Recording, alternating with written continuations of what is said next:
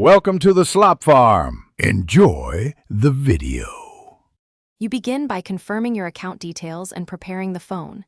Sign in, note the VIN and email, and update the Mercedes-Me app.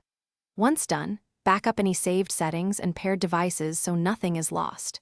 Make sure the phone battery is above 20% and you have a stable Wi-Fi or cellular connection.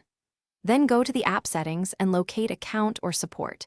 This is where the reset options appear and where you start the actionable reset process now. Next, navigate deeper.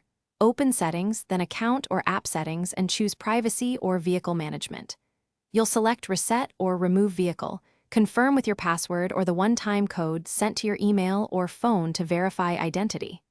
Once confirmed, revoke any linked device access that remains, and if the app still misbehaves, clear its cache from your phone settings. These steps remove account ties on the app side. Make sure you follow each confirmation. Finally, sign back in and relink your vehicle using the VIN or QR code. Restore any saved preferences you backed up earlier.